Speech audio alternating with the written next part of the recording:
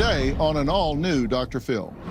There was an awful lot of mixed messaging. If you're fully vaccinated, you do not need a mask. If vaccinated, you should wear a mask. The message has been very poor. It continues to be poor. Are we likely to see another pandemic of a similar magnitude? There's no doubt. I call it the Great Pandemic, and I don't say this lightly. Let's do it. Have a good show, everybody. Here we go. This is a safe place to talk about hard things. Stand by. We'll count you down. Today is going to be a changing day in your life. 5, 4. Get ready to take care of you.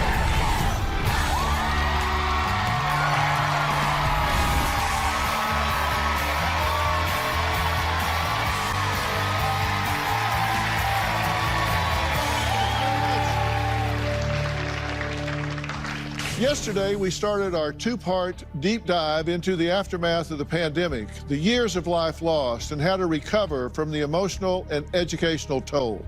Here's what's happened so far. COVID took a toll on all of us. This pandemic is the toughest thing that most of us will go through in our lifetime. Was any of this really necessary?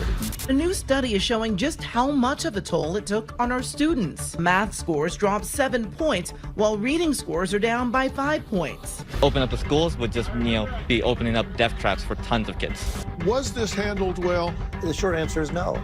Emergency departments saw a more than 30% spike in visits from children 12 to 17 years old for mental health reasons. School should be the last thing to close and the first thing to open. More than a third of high school students reported they experienced poor mental health during the pandemic. More than half reported they experienced emotional abuse by a parent or other adult. We weren't letting science drive the narrative. Many people said that they felt it got politicized, and it did. Dr. Fauci, knowing that it is a crime to lie to Congress. Senator Paul, you do not know what you are talking about, quite frankly. You're trying to obscure responsibility for 4 million people dying around the world from a pandemic. Actually, closing schools kills people, too. It doesn't kill them today, but it kills them over time.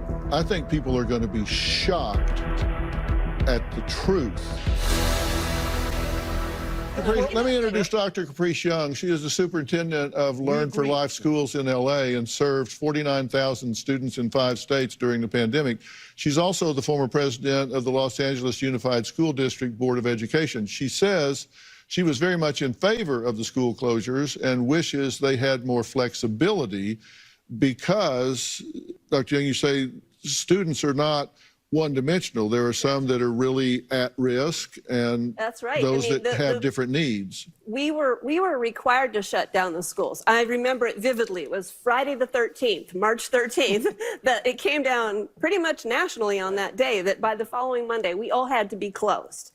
And what that immediately did was exacerbate all of the inequalities and inequities that are in our system. So I had students that we gave them hotspots. We gave them computers, no cell towers. But they had no cell towers, right? And they still don't, by the way. And that has got to be fixed. We had students who are living in multi-generational families. And when we saw COVID get into those multi-generational families, it whipped through 75% of the people in the household.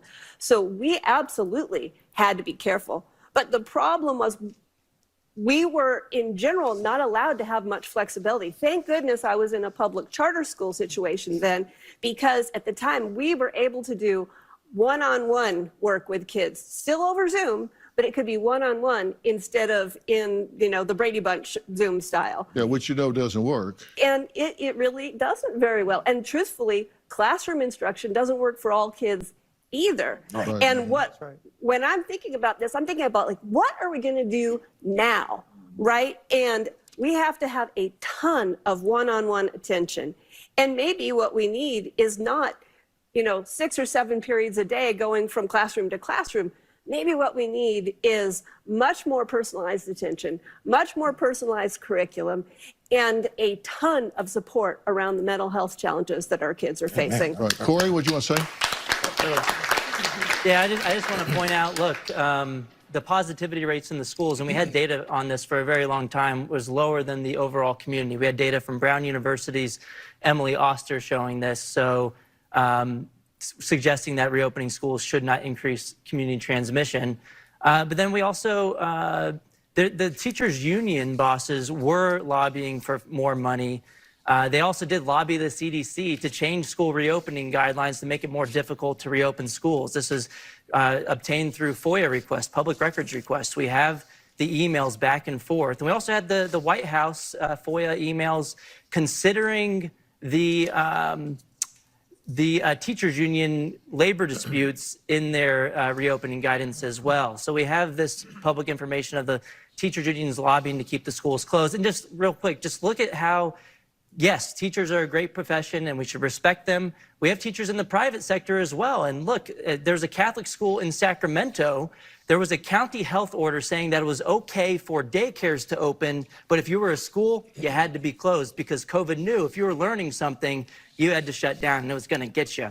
But this Catholic school, a private school in the Sacramento County area, actually rebranded itself as a daycare to get around the ridiculous regulation that only applied to schools and not daycares. But that just goes to show you they had an incentive to reopen because they knew if they didn't, their customers could vote with their feet and go elsewhere. Just like with private daycares, private grocery stores were open. Why was it okay for just about every other business, bars to be open, but not schools? We had the first things that should have been open closed the longest. Well, there was one headline that said districts are using empty schools as expensive daycares, and tax-paying parents are being charged twice. You know, this needs to end. This happened in at least 10 states.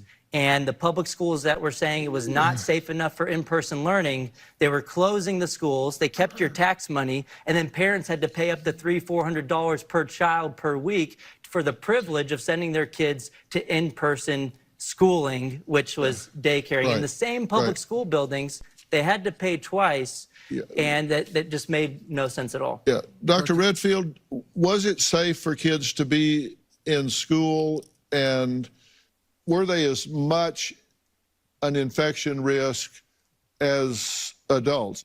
A couple things here, Dr. Phill. First, I think that if you just want to look objectively, the safest place for K through 12s to be was in the schools. When we saw infections in kids in schools and we worked them up and we can sequence the virus and show where it came from, we showed that there wasn't virus going throughout the school. It was more like the virus that they got at the dinner table from their family members. Or when we found a teacher who she got infected, we found that it wasn't the virus from a classmate in the school. It was she got it from her husband or someone outside. So the schools really are a very safe place. Kids actually did get infected. If you looked, and it never got publicized much in the newspapers, but if you looked at the CDC data, if you look at infections per 100,000, the number one segment of our population per 100,000 that got infected were actually children between the age of 12 and 18. And if you look at the number two, it was actually children 5 to 11. So they were getting infected, but they weren't getting sick. And I think, so again, I think when you look at it, the children in K through 12 were much more likely to be infected from the community. I think schools are back in session, but some students are still dealing with the consequences of the pandemic. Research shows 8th grade students made up 8% of lost learning in reading last year, but it may take more than 5 years to completely catch up. Our children were intended for face-to-face instruction. This is what is best for them, and so they have lost so much. There was an awful lot of mixed messaging. I think you have to agree that there were contradictions, there was confusion with the messaging. And I've pulled up just a few things that Dr. Fauci said across time. He said we should not be walking with masks. And he said, well, masks might make people feel better. And then cloth coverings are adequate. Then, of course, we know that's not true. You don't have to have double masks. Put a cloth mask over it. Then masks are protective. Walk outdoors without a mask, yes. Then you don't need a mask indoors if you're vaccinated. And then children outside don't have to wear a mask. If you're fully vaccinated, you do not need a mask, then masks are not providing the perfect protection, then children should be wearing masks. If vaccinated and indoors, wear a mask. Vaccinated fully, don't need a mask indoors. If vaccinated, you should wear a mask. And I'm looking, wait a minute, you say masks are protective, then you say, well, no, they're not. Fully vaccinated, you don't need a mask. Then vaccinated, you should wear a mask. You don't need a mask indoors if vaccinated, and then vaccinated indoors, wear a mask. I mean, it's A, then B, then A, then B, then A, then B. Why was that? I know that the learning curve was vertical, but I'm wondering why there wasn't more care taken in what was being said.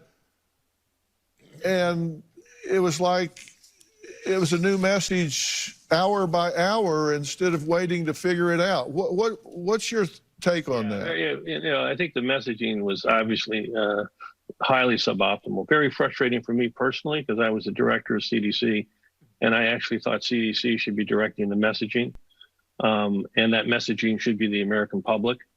It was very frustrating for me when the Secretary of Health basically limited and restricted CDC from communicating directly to the public. And you saw that Dr. Fauci became largely the spokesperson. You know, my view is there was a great failure in the public messaging. There's no doubt about it.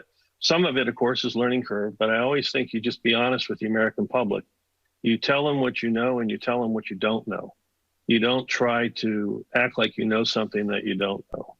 And again, I went back to the one point that I think our response would have been better served if we had a national response rather than 50 different states and then multiple territories having their own response.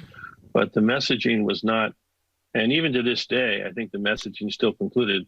When you use that term fully vaccinated, what does that mean? Well, you got two shots, but after 6 months, those shots don't provide you any protection. So why are we telling people they're fully vaccinated when in fact they're no longer protected by vaccine unless they get an additional shot? And even if they get a booster, that loses its efficacy for protection against Omicron 5 probably in 4 months, maybe 5 months. So I think the messaging has been very poor. It continues to be poor. Obviously, it's an opportunity for people like yourself to have honest discussions to try to help. But I won't defend the messaging. I think it was it confused the American public. Even when my predecessor and the person that came after me, Rochelle, she got up and she made a comment on national news with the CDC backdrop behind her, and I don't remember exactly what the subject matter was, but she was very definitive about what she wanted the American public to do. And then the very next day, the White House press secretary said she wasn't talking as the CDC director; she was talking on her own personal point of view, and that's not the government's policy. So I think yes. A huge failure in messaging.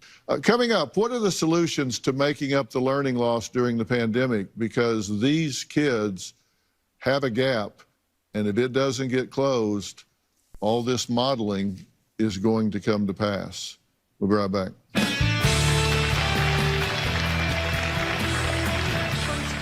Online at home, to hybrid with no routine, to days missed because of COVID and contact tracing, it's been a challenging 2 years of school, and test scores show it. We just knew that in-person schooling was important for kids to learn, right? If cyber school had worked over the past 15, 20 years, we would have had cyber charters that were getting way better results than our district schools. We had not seen that in the data ever.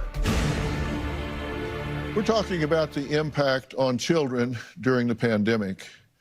And what I'm trying to do is just get people to be honest about where we are and what we need to do.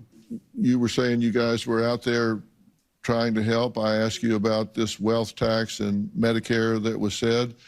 There was another message that came from the LA Teachers Union president, that it was an excerpt from a Los Angeles magazine article. This was Cicely Myert Cruz. She said, Our kids didn't lose anything. It's okay that our babies may not have learned all of their times tables. They learned resilience, they learned survival, they learned critical thinking skills. They know the difference between a riot and a protest. They know the words insurrection and coup. She even went so far as to suggest darkly that, quote, learning loss is a fake crisis marketed by shadowy purveyors of clinical and classroom assessments. So is learning loss a fake crisis, Dr. Christakis? No, it's not. I mean, you know, we've known about learning loss for a long time, actually. Summer learning loss is a well-described phenomenon that, unfortunately, like most things, disproportionately impacts low-income children and children of color, that when they come back to school in the fall, they've regressed a little bit from the spring because they've been out of school, which is very nice, but a 3 or 4 month summer break where you're not keeping up with reading and math, many kids regress. And schools have typically spent the fall trying to bring kids back up to school, up to speed. This has been an argument for a long time for having year-round schooling, as many other countries do, having shorter breaks interspersed throughout. I think that was a good idea before. I think it's absolutely necessary now. The best estimates are from the United States now, based on recent data, that the learning loss we're seeing is about a half a year to 3/4 of a year on average per kid. Now, that average doesn't tell the whole story. No. Like averages rarely do, because what happened during the pandemic, as many people pointed out, is that the disparities got worse. Many of my physician friends hired teachers who were not in schools to be private tutors for their kids and a few other kids. So these kids basically got, like, you know, parent teacher student ratios of, you know, 1 to 3, 3 to 1, yeah. 4 to 1. And low income kids obviously didn't have those kinds of opportunities. So that point, that half to 3/4 of a year average really says that some kids have nothing, and some kids have probably 1-2 year differences in their learning. The disparities have gotten worse. We should have narrowed those before. We need to double and triple down on doing that now. Okay, 1, 2, and 3, first, second, third grade, low socioeconomic.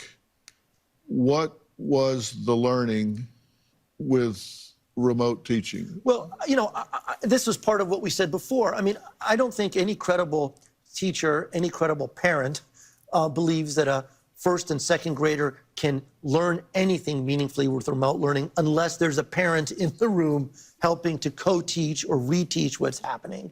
I mean, look, in all fairness to teachers, the absolute best, most dynamic first and second grade teacher becomes the most boring TV show children have ever watched if she's on Zoom or he's on Zoom. It just that's not the way they were taught to teach. It's a very difficult thing to do, and children lose interest very quickly in watching a teacher over Zoom when they're that young. So I would say that without a parent in the room, they basically learn nothing. And what we also learned, again, was that many children didn't attend at all, didn't log in. As many as, in some school districts, as many as 50 to 70% of kids never logged in at all. Why? In many cases, they didn't have access to broadband. In many cases, they didn't have parents who were at home that could co-teach. Now, these children were given over to other caretakers, perhaps to big mamas or to other people to try to teach them, but they were not getting the benefits of in-person schooling. I mean, that's just a fact. This was not as good, and I don't think anyone believes it could be as good for primary school children. 1.3 million students have dropped out of public school during the pandemic. 9% in New York City have left the school system. So we're already seeing this happen. And we haven't even talked about depression. Yep, well, I was going to say we're focusing a lot on the cognitive parts of the cognitive costs of this, which are real and measurable. But the mental health crisis as well is real, measurable, and we're at the early parts. Across the country have been featuring coronavirus-related headlines since the pandemic began over a year ago. There's one common thread among all news outlets: negativity. This tends to be the kind of thing that grabs views and attention. And so people, you know, it's about viewer engagement. And in the era of 24-hour news, this kind of negativity grabs people's attention and holds it. we've got serious, serious problems here, academically, mentally, and emotionally. Did you want to say something, ma'am? I'm Cheryl Cozy, and I'm a psychotherapist in private practice in Atlanta, Georgia. And one of the things that, we've been discussing is this issue on a macro level. But I deal with it on a micro level. Yep. I deal with the parents that come to me and say, hey, I'm not a teacher. I don't know anything about science. I don't know anything about math. But they've been thrust in a role of having to teach their children. The children are on the computer. You think that they're engaging in the lesson, but they're on social media being bullied. We're Monday morning quarterbacking, and we need to be prepared for the next crisis. And that's my concern, is that we're finger pointing and we're blaming this one and blaming that one. And, I recall the Obama administration did have a pandemic response program prepared, and I think it was tossed out by the following administration. But, my concern is going forward. How are we going to be able to prepare teachers to deal with the next crisis? How are we going to be able to prepare parents to deal with their adolescents? That's who I deal with mostly, is adolescents coming in who've had complete personality changes because of the pandemic, because of the social isolation. So, adolescents are already prone to be anxious anyway. And so when you compile a crisis such as this nature on top of that, you have a situation where we have to be prepared. We have to stop finger pointing. We have to say, how can we collectively come together as a society and prepare for the next crisis? Well, let me respond to what you're saying, because you're speaking some down-to-earth, actionable truth. And not only was the preparedness plan thrown out, the 24 people that knew the most about how to execute were dismissed. So let's throw the plan out and get rid of everybody that knew anything about it. And that's a serious problem, and that has to be remediated as well. You want to say something before we go to break? Yes. So my name is Christopher Cormier. I'm an associate professor in the School of Education at Loyola Marymount University. I think there's a few things that we're missing from this conversation. So I do agree with most of what folks have said today. But I think that one of the things is that when we think about who was impacted the most, we're often not talking about students with disabilities who were served in special education programs. Absolutely. When schools shut down, what happened was that their IEPs, they were pretty much getting nothing.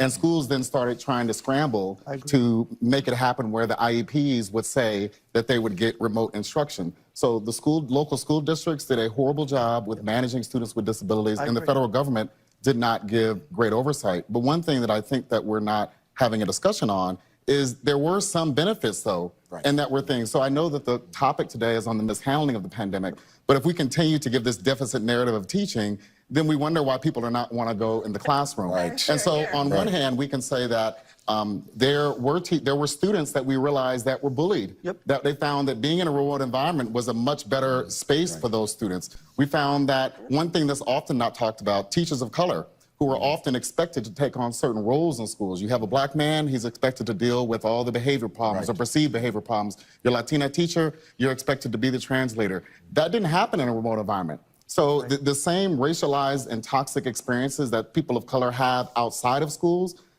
are microcosm of society, and they were had in schools. So then if you're a teacher of color and you're going to a Zoom faculty meeting, you could just shut off, because you don't have to deal with all the chatter.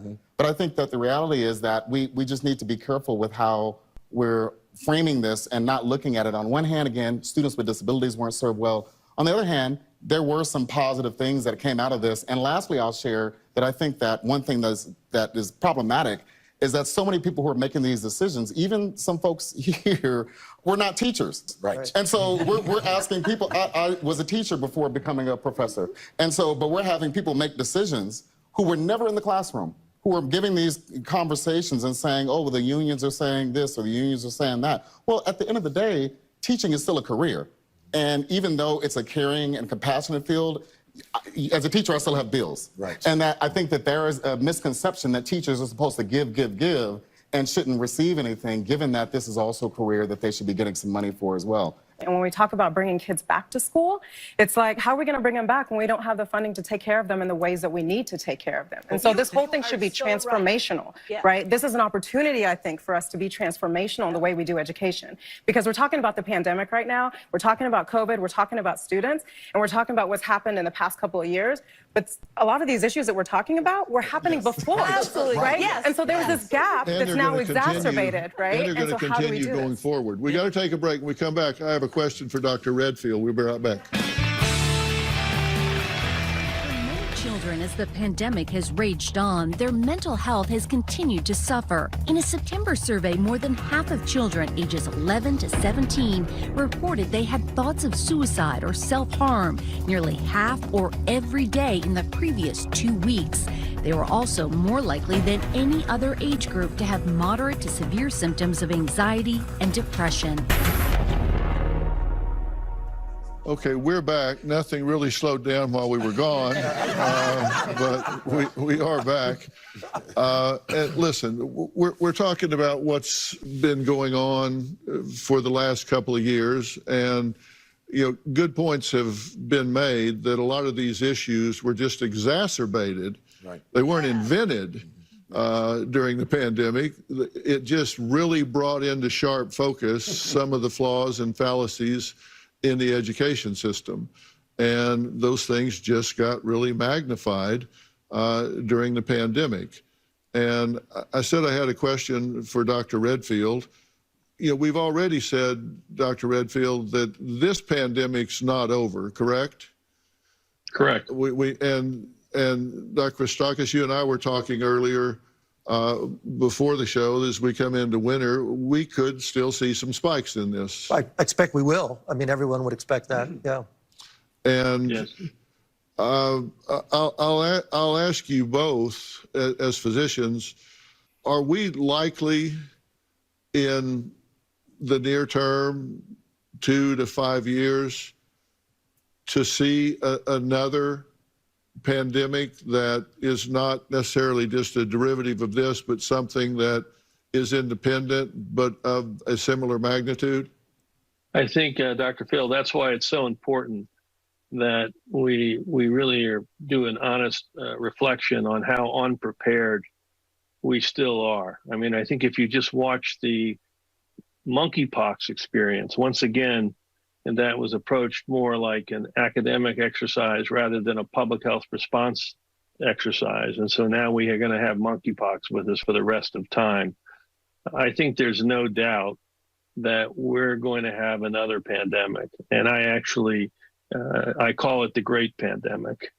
And I don't say this lightly. When I went to be CDC director, one of the reasons I did it, I felt called as a virologist, and I think our nation's at great threat for what I'll call a bird flu pandemic.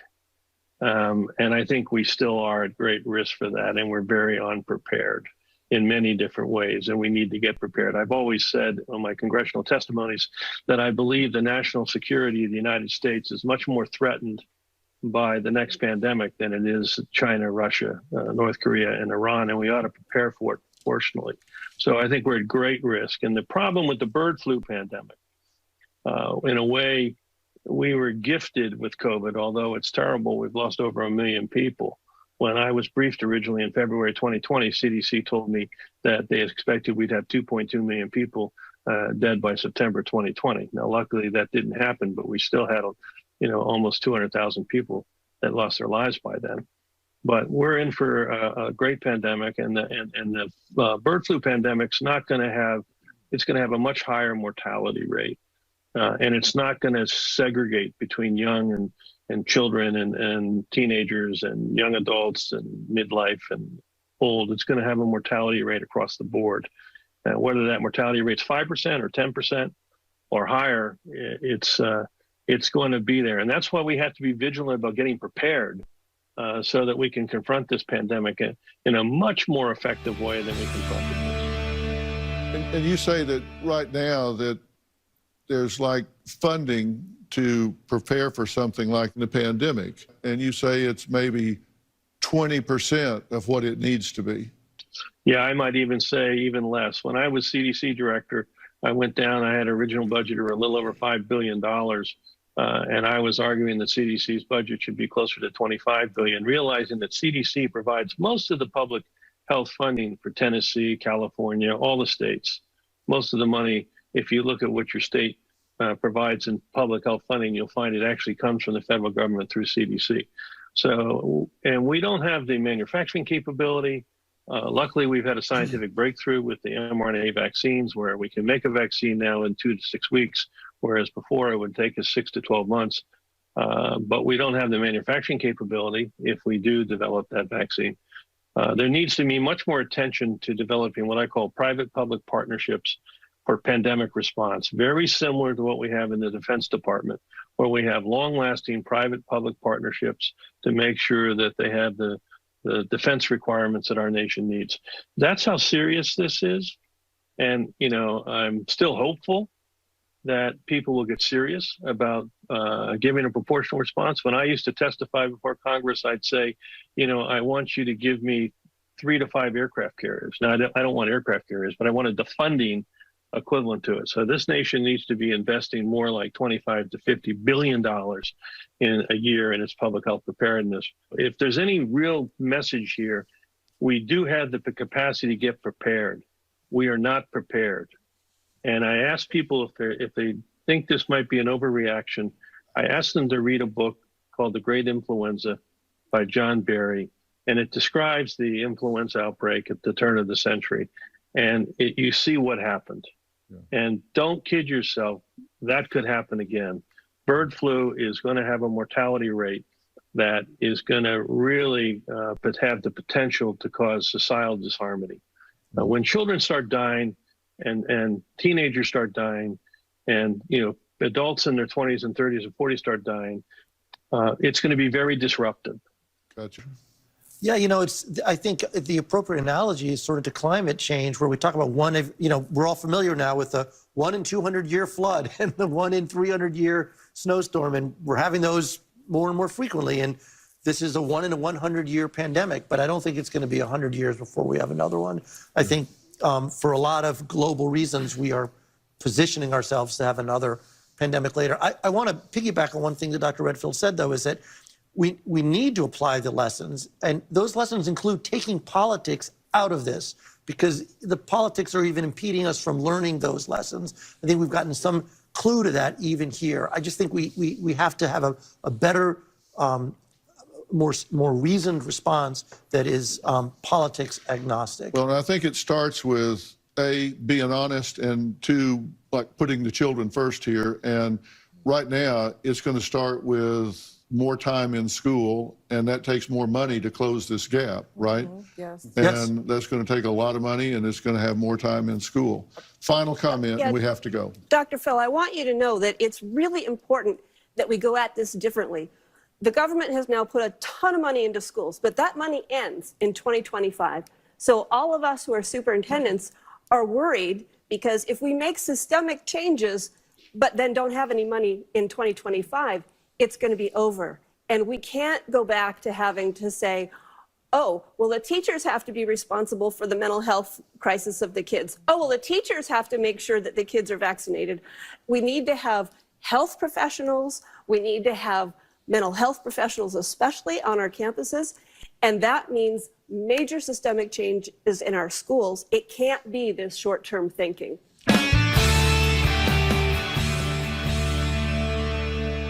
My point is, right now, we have a group of children that are suffering a deficit, and we've got to help them close the deficit, or they're going to suffer, the country's going to suffer, and everybody needs to put their political agenda down and focus on these kids. They deserve it, and we can do it, or we can beat our political drum.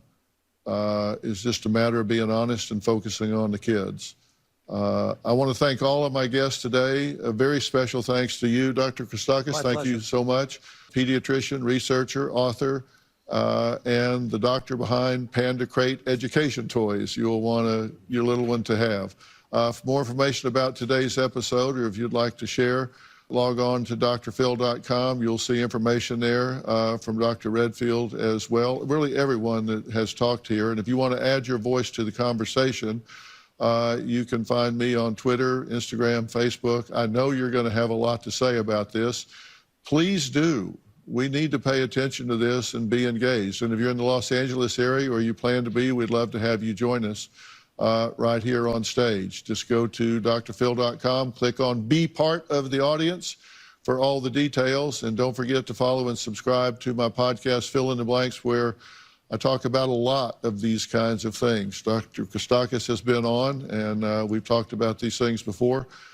It's interesting that it was a long time ago we were talking about these very things that are sadly coming true.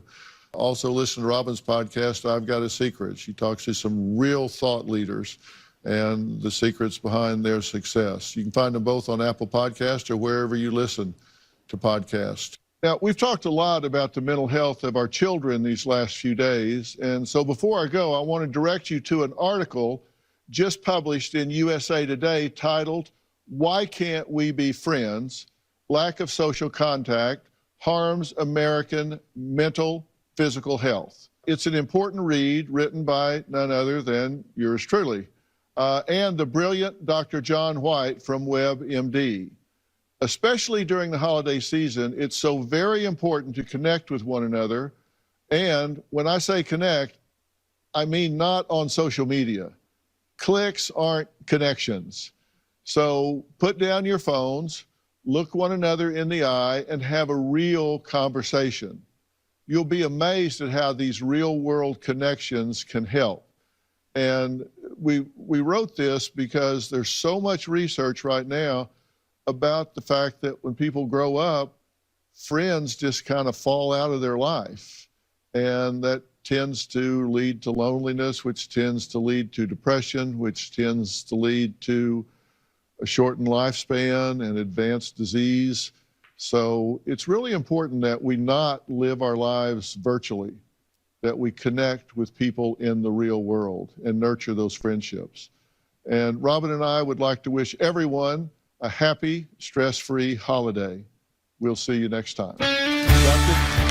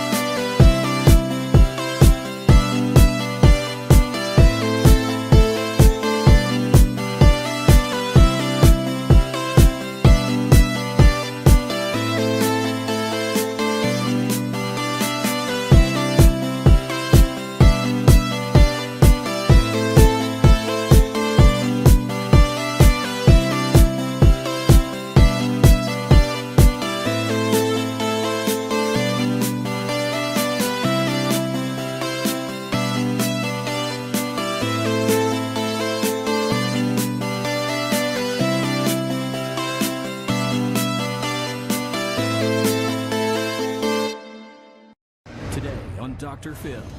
Is her fiance trying to control her? Did you say she couldn't even tell her family she was pregnant? Yes. Or protect her? Is she only allowed to discuss the weather? Wow. What are you so exasperated about? I feel like I'm going to war with a butter knife right now. You're ranting and raving. You can barely breathe. You're so upset. You come across like a Tasmanian devil. I'm not even allowed to be mad at her. Well, you're blowing that restriction. Let's do it. Have a good show, everybody. Here we go. I hate to see people suffering, and you've hurt long enough. Stand by, Dr. Phill. Roll Tiffany. Take I'm going to get you the help that you need. In 5, 4. This is going to be a changing day in your life.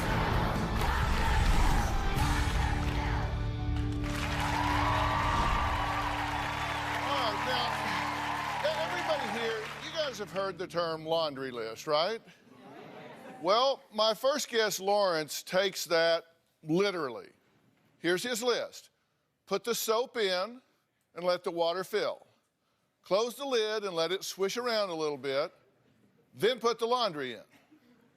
Now, he did not create this list of rules for himself. They are guidelines for his bride-to-be. His possible bride-to-be. And those are just the beginning. Tiffany says Lawrence has other lists and rules, including putting a lock on their bedroom door to keep her out when he was not home, not allowing her to have a cell phone, and only letting her talk to her father about such things as current events and weather. Lawrence is my fiance. We have a 7-year-old son together. I first realized how incredibly controlling Lawrence was when we first moved in together. He controlled pretty much everything I did. Where I slept, when I ate, he tried to control how I looked. He would only give me prepaid phones, and when the time was up, he wouldn't put new money on it. I did not have my own cell phone for a long time. My family had to call Lawrence's phone to talk to me. Lawrence controls what I talk about with my friends and family. I'm only supposed to talk about the weather and current events, not personal details. When I was pregnant with our second child, Lawrence did not want me to tell my father or my mother. He didn't want me to tell anybody. I respected his wishes until I was about 5 months. When he would leave the house, he would lock our bedroom door, and I had no key. He didn't want me snooping around. He's the most controlling person I've ever known. Okay, it's good to meet you. I have an email here that you sent to me. Yes. Here's an excerpt. Please help. I have been in a relationship for 7 years with a man that hates my family. I went 3 years without talking to my mom and kept the birth of our second son a secret. I want out, but I don't know how. Help, please. So that's a serious email that I take serious. Are you serious? I am serious. I love him, and I want to make it work, but I can't live like this anymore. Now, he doesn't see it the way you do. I know that. You understand? We're going to hear from him. Lawrence insists he's not controlling his fiancée, Tiffany, but simply setting boundaries. Take a look at this. I have Tiffany's best interest at heart. She feels that I'm the one who is controlling. However, if I've been controlling, it was only to protect my family. There was a few months where I had a lock on the door, but we weren't even together. I felt it was necessary to protect my privacy. I had bought the phone for Tiffany. It took not even a week for her parents to give out that number to the very people that I was trying to protect her from. She has never come to me with any of these issues, ever. Now suddenly I'm the bad guy. Really, it's her parents that are the problem. Her father is a sick and manipulative, egotistical maniac. Whenever we are in family situations, he uses her and be like, you know, look at me, I'm a great father. Tell them, Tiffany, tell them I'm a great father. She does it. She feeds it. I've made several attempts to fix her lives. I wake up every day. Nobody's asking you to fix our lives.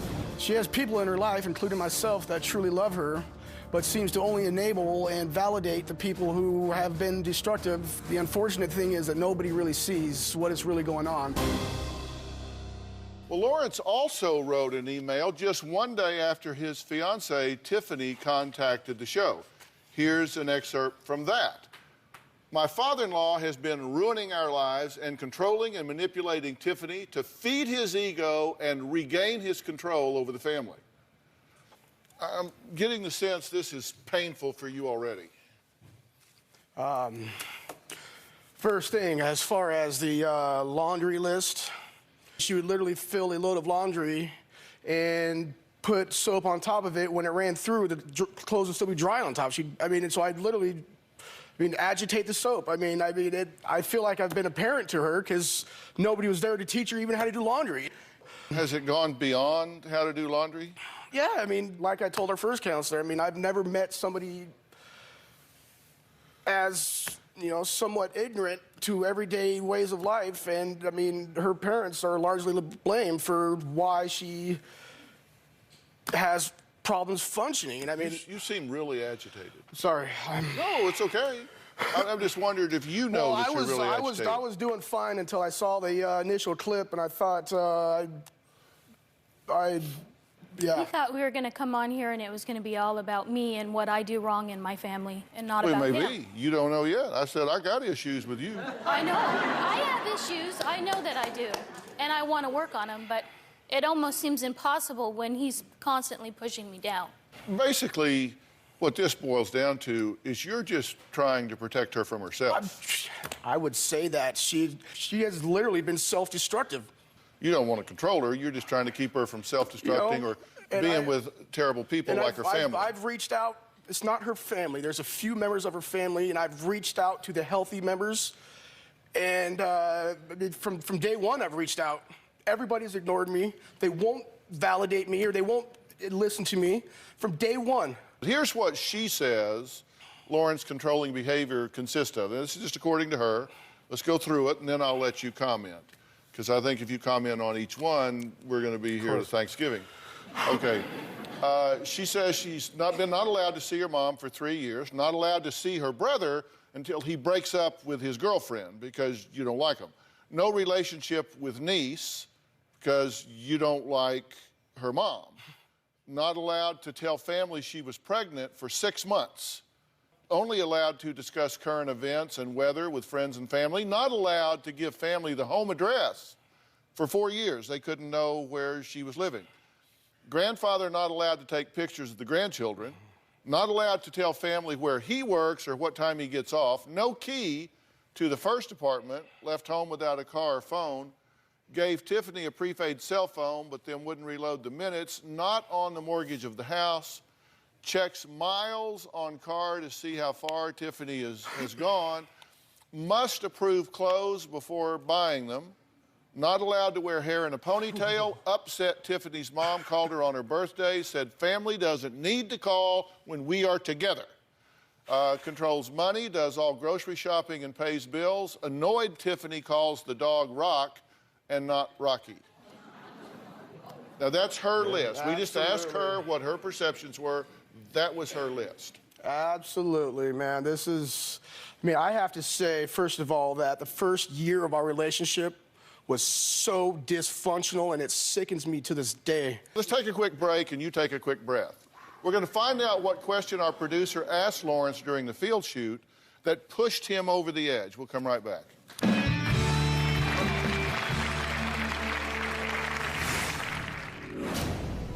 This is pretty shocking. So what are you so exasperated about now? I feel like I'm going to war with a butter knife right now. This control thing is two ways. And later, here's the email she wrote me. Please help. This looks very bad on my part. I am not even going to deny that. You come across like a Tasmanian devil. It's like, wow, I can't believe it, oh my God. Lawrence has told me that I'm not allowed to be friends with certain people. He's got a list of people that I'm not supposed to contact. I didn't give her a list. There was an understanding. People from my past. There was a couple people that I did not want in Tiffany's life, and it was for significant reasons. My best friend, my mother, and even my father. I don't know why he feels that way. He can't accept the fact that I made decisions in my past that weren't the best, and he wants to blame other people for it. This is another example of how he wants to control everything. Well, Tiffany says her fiance of 3.5 years, Lawrence, completely alienates her from family and friends and even has a list titled Not Allowed to Be Your Friend list. Are you kidding? Of people she cannot talk to. But Lawrence says, look, he is not the problem. He is just trying to protect Tiffany from people who he claims were in her life before and hurt her and used her and exploited her. He's just trying to get those people out of her life and take care of her. Take a look. Lawrence has alienated me from my family. He wants certain family members completely out of my life. He feels like my family controls me. My dad and Lawrence don't get along. Lawrence does not want my father to come to our house. It's absolutely ridiculous. Doug is extremely controlling of Tiffany and our lives. Tiffany's 28 years old, and her father will not let go of Tiffany. I think that my father and Lawrence are a lot alike in many ways, and I think that's what upsets Lawrence. What do you want? I want to be able to see my family without getting in trouble by you. Lawrence does not want me to talk to my family. I think he's afraid of losing control over me. I didn't speak to my mother for so long that she actually called the police to do a welfare check on me. Lawrence has forbidden me from talking to my brother's girlfriend, which means I can't see my brother and I can't even meet my niece. I miss her and I miss my brother. I would like to share things with my family, but I feel like if I do, I'm betraying Lawrence. Okay, let me ask you a few questions. Forget about her for a second, just about you. Are you, in fact, controlling and dictating to her who she can have in her life and who she can't? There's a couple people, yes. So that, yes. Did you, in fact, say she couldn't even tell her family she was pregnant? Yes. Okay. With one person, with one parent, I believe, and it was very sick Is she only allowed to discuss the weather and current events with her family? Nothing about the family? No, that's not true. You've never said that to me? I've suggested the fact that your dad controls you, gets personal information out of us while feeding you lies, and I don't understand why you repeatedly, repulsively. Why can't you guys talk about the weather? I mean, people say that I'm controlling. Seriously, even to this day, I'm not even allowed to be mad at her. I'm not even allowed to have feelings of anger because she immediately goes on the offensive, and that's been... Well, you're blowing that restriction. Right? Right? You can barely breathe. You're so upset. Oh, wow. All right. Well, Lawrence lost his temper during our field shoot when we asked about some of these controlling behaviors towards Tiffany. Is it fair to say that you're not the controlling one, her family's the one with the controllers? Yes, there's...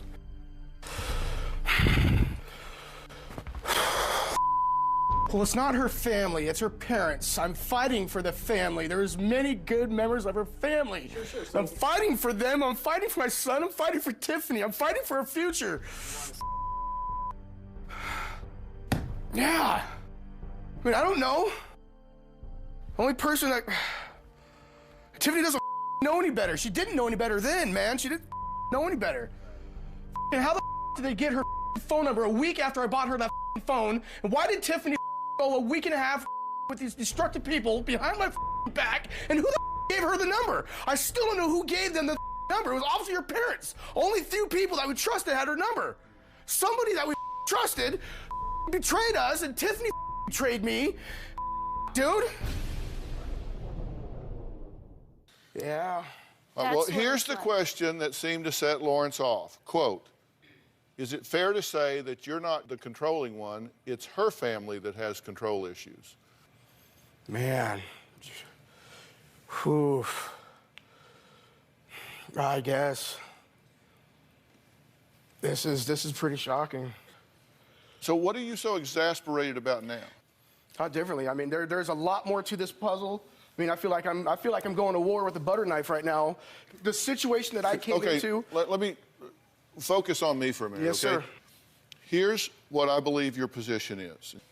I got in a relationship with this girl and quickly discovered that she is a product of an incredibly dysfunctional history. And as a result, my job as a fiance and her future husband and the father of our child is to protect her from all of these people that have exploited her and put her in harm's way and used her and abused her. And so, by God, I'm going to stand in the gap and protect her, and that's my job, and that's all I'm trying to do, and if you want to criticize me for it, then go ahead. Is that kind of your position? Yes. How am I doing? Good. And I've do I get it? Did I do my homework? And, and the thing about it is that, I've just waited for something, for her to stand up for something other than to protect protect and enable, these destructive people and to... Right. Well, we're going to talk about that with her in just a minute, but... This control thing is two ways, man, and... Yeah, well, we're going to talk about that. Lawrence says he did write a 15-page letter airing his grievances about his future father-in-law, Doug. We're going to find out what the letter says and why it pushed Tiffany over the edge. We'll come back.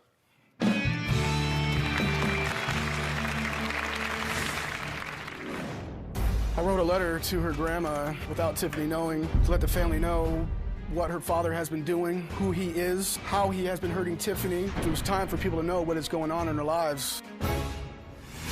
And later... Every move I make is wrong. Everything I say is wrong. You are allowing this man to dictate your life to you. I want him to stop. I want to be able to breathe. Lawrence wants her family completely out of her life. We've had a few arguments before. I've come close many times to jump in my truck, drive down there, and put a good beating on him. Well, that was Doug talking about his frustration with the way his future son-in-law treats his daughter.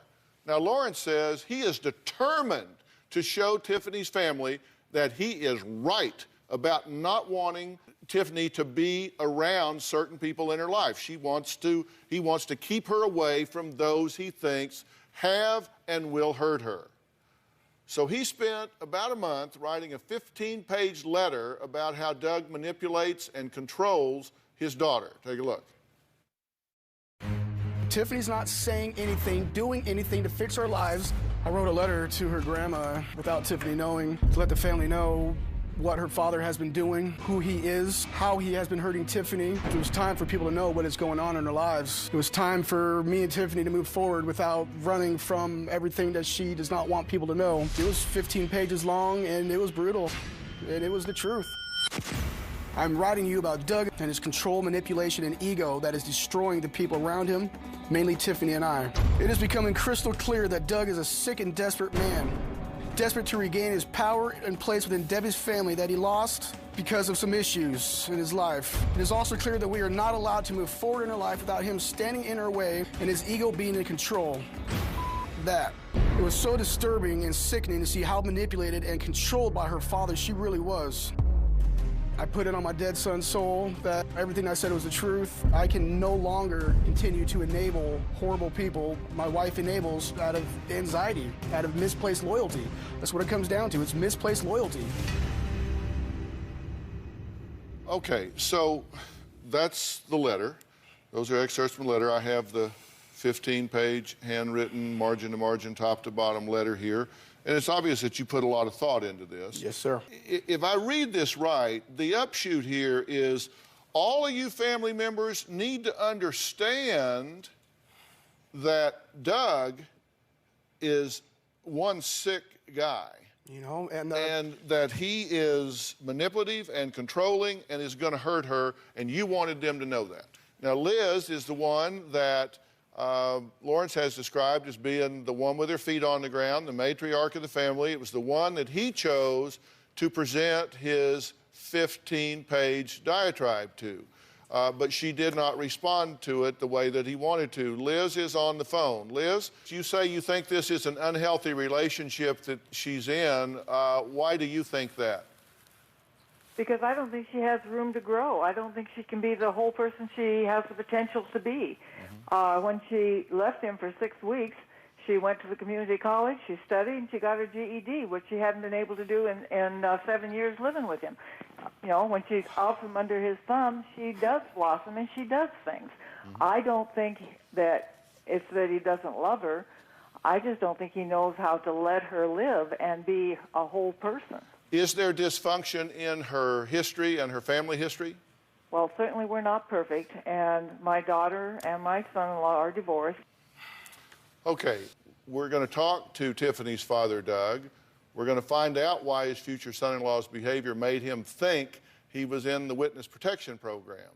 And we are going to hear from Tiffany what she thinks, what she wants, and why. We'll be right back.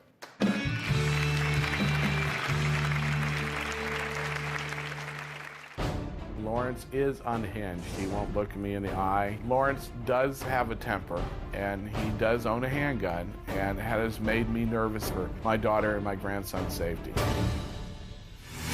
And later, I was under a different understanding about this show topic from the producers, and I... Oh, whoa, whoa, whoa, whoa. Okay, bring him out.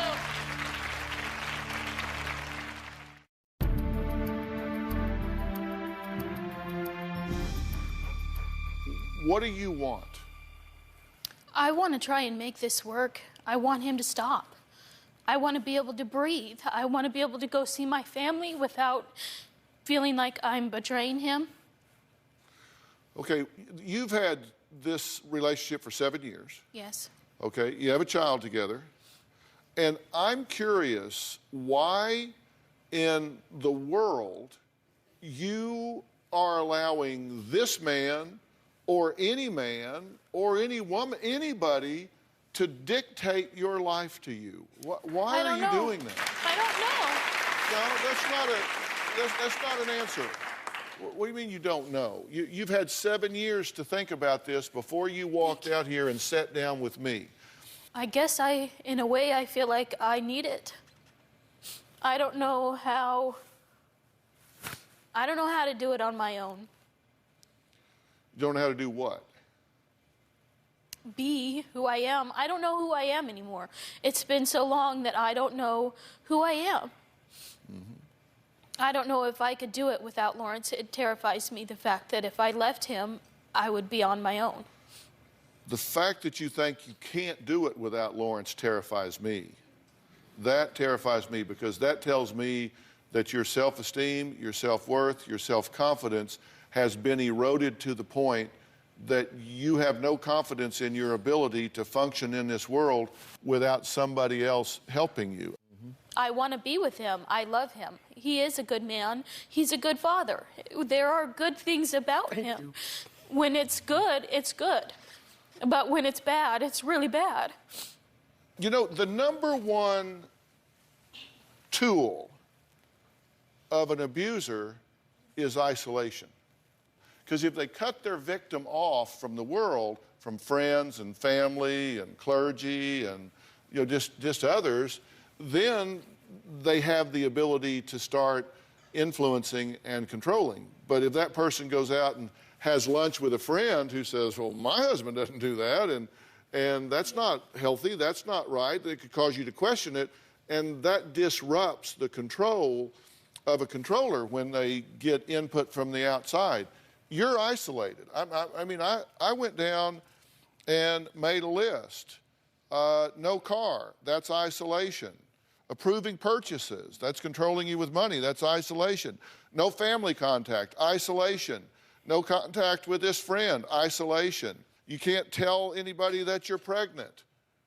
That's isolation. Yes, one person was her mother. So how's this working for you as far as your peace of mind, your happiness, your self-worth and esteem? How's this working for you? Not very well. My self-worth and esteem is gone. So if 10 is, man, I can stand up and conquer the world, and 1 is, I'm scared to death of the world if somebody's not there to protect me, where would you put yourself? Probably a 2 or a 3. And if 10 is a wonderful, loving partnership of a relationship with mutual respect, and 1 is a parent-child situation where you don't really get to make choices, where would you put your relationship? Probably a 2 or a 3. How about you? Where would you put this relationship in terms of on a 1 to 10 scale? Lately, I would say it's a 9.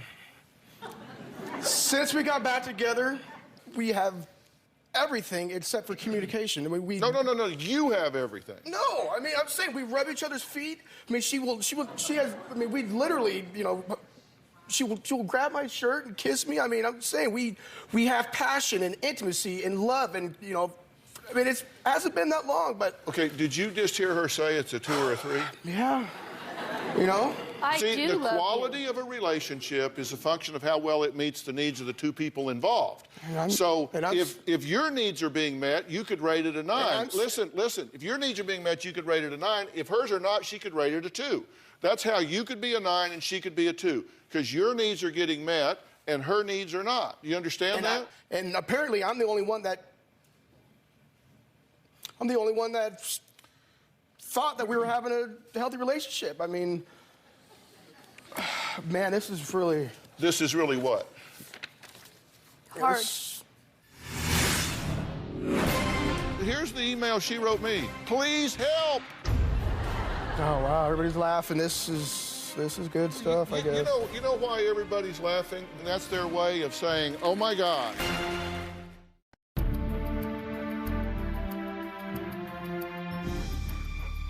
Here's the email she wrote me. Please help. Help. Please help. I've been in a relationship for 7 years with a man that hates my family. He goes into a rage about how I have the worst parents ever. I spent 3 years without even talking to my mother and kept the birth of our son a secret. I want out, but I don't know how. Help, please. Signed, Tiffany. And the first time I found out about that, and I thought she was actually seeking help for the dysfunction on her side of the family, and I'm not perfect. Yes, see? Oh, wow. The issues. So you were just the bus driver? Wow. You were just going to drop her off? No, I'm saying, That's exactly how our counseling started, too. When we started group counseling, we went, and it was about fixing me. Oh, my gosh. Wow. Why do you think these guys are laughing? Because I was under a different understanding about this show topic from the producers, and I... Whoa. Okay, bring them out. Listen, you don't run that by me. I got the best staff in the history of television, and if you think for a second you're going to run that crap by me, that my producers call bait and switch on you, bring them out. Bring them out. We're going to find out whether you're telling the truth or trying to manipulate me, because... I would never do that, Dr. Yeah, Phill. no, you would try. No, I wouldn't. But I'm here for help. Well, I'm calling that bluff. All right, this is Jesse, who's the Phill person. Was there any confusion about what we were here for? Not to me. What was the understanding about what this show is about? A controlling relationship between people who are apparently thinking about getting married, but whether the control issues lie more with the fiancé or with the family of Tiffany's family. All right, and Amy Jo, step forward if you will. This is the senior producer. What was this show about from the beginning? It was about controlling fiancés and whether or not you should move forward and get married if you are in that type of relationship. Okay, was there any subterfuge about that at all? No, not from the beginning. Everything was very clear. Every question we asked was about that particular topic. Okay, so what part of this did you not understand? You said that, oh, wow, these guys, they misled me. Well, here's the two people right here. Well, where's Christy? Christy's right here. Right here.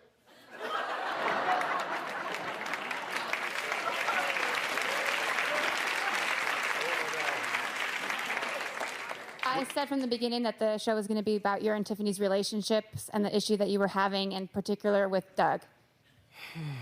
Does it really matter? Don't we need help? Yes, Tiffany, we need help big time. Then let's do this. Well, thank you, Christy, Jesse, Amy Jo. I hate to digress, but when somebody accuses my staff of lying, I'll just trot them out and let them stand for themselves. I didn't mean lying. I mean failure to communicate what I thought was going on here. Whew.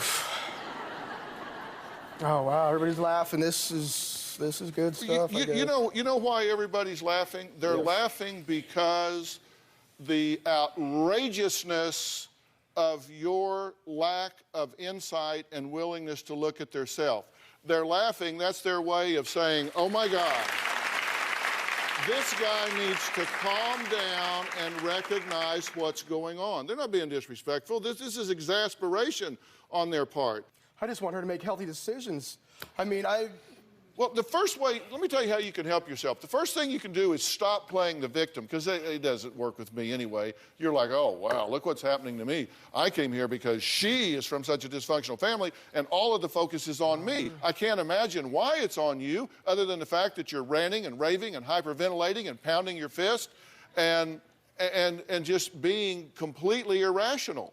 You have some legitimate concerns that I share with you. Thank you. But the manner in which you are going about implementing what you consider to be protection I agree. is not working, is it? I agree. She is so exasperated with you that she says she wants out. But she really doesn't. She just wants out from under the pressure. Because pressure of letting the truth be known. I mean, the pressure of not being good enough for you, feeling like I can't even move. Every move I make is wrong. Everything I say is wrong. My daughter is in a toxic relationship. Lawrence is a nut. That boy seems to think that he is like Captain America and he's the only one that's out there protecting the universe from the bad people. My daughter is in a toxic relationship. Lawrence wants to control her every move. He's verbally abusive. He's mentally abusive. Lawrence is a nut. That boy seems to think that he is like Captain America and he's the only one that's out there protecting the universe from the bad people. And I'm one of the bad people. For many years, Lawrence would forbid Tiffany from letting anyone know where they're actually living. You would have to call Lawrence, and Lawrence would have to decide whether or not he's going to let you talk to her. So sometimes I would go 6 months without talking to her. And now I'm not allowed to visit my daughter or grandson at their own home. It's ridiculous. I'm a grown man, and I'll sit in my car a block away waiting to see his car leave so I can sneak in there and see my daughter and my grandson. Lawrence is unhinged. He won't look me in the eye. He will not come to my house. He will not talk to me. He avoids me at every turn.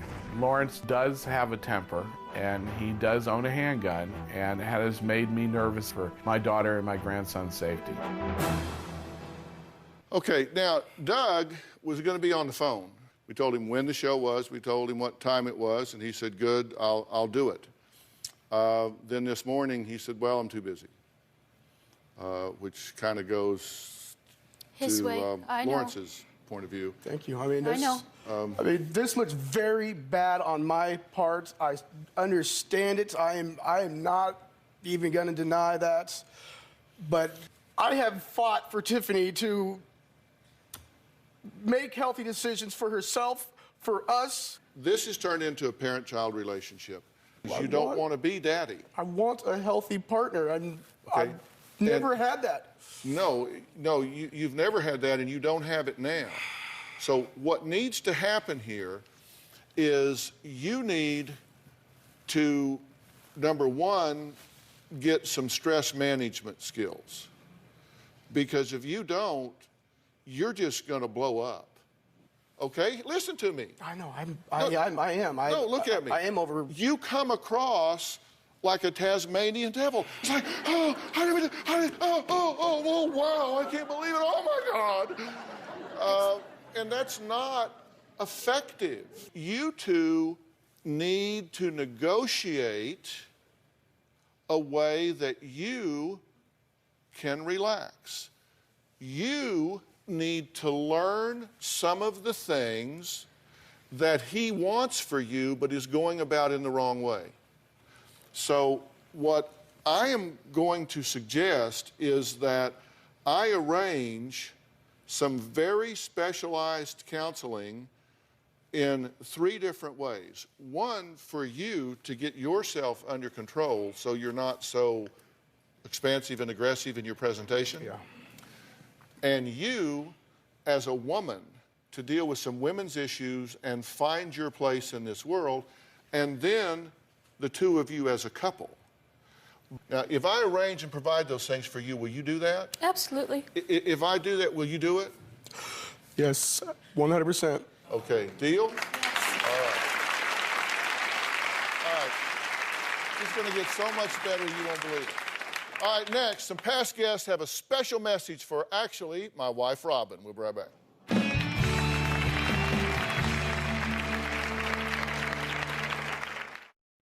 Well, as you might know, my wife Robin is incredibly passionate about helping victims of domestic violence. She has been an integral part of this show since the beginning, and so many women have written in thanking Robin for inspiring them to make positive changes in their lives. You haven't seen this. Take a look.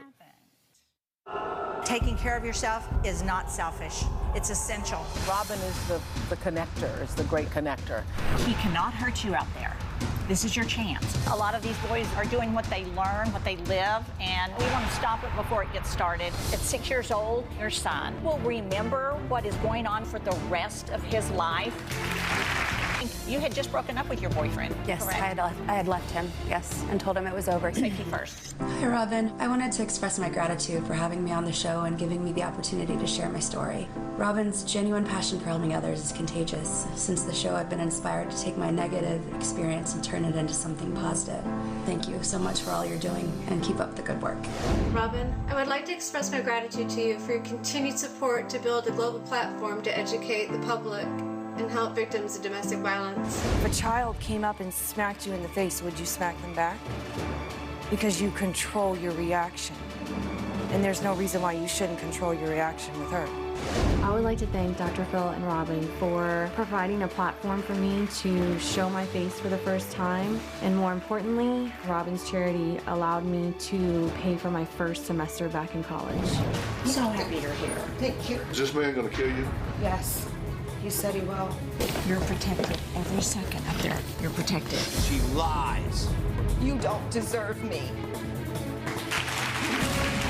Robin, how'd she do? Oh, she just did a beautiful job. I teared up. I was just so proud of you. When I came here to the set, I spoke to Robin. Say exactly what you want to say to him. And remember your words to this day. Don't falter. This is your time. So I thank you for everything inside. Making a difference. Well, thank you. Well, just this season, Robin formed a foundation to help women and children affected by domestic violence, and it is called When Georgia Smiled. I named the foundation after my mother because when I was growing up, my father was a wonderful man. I loved my father dearly, but he was an alcoholic and a compulsive gambler. And every day of my life growing up felt very out of control. I felt I just had a life of uncertainty.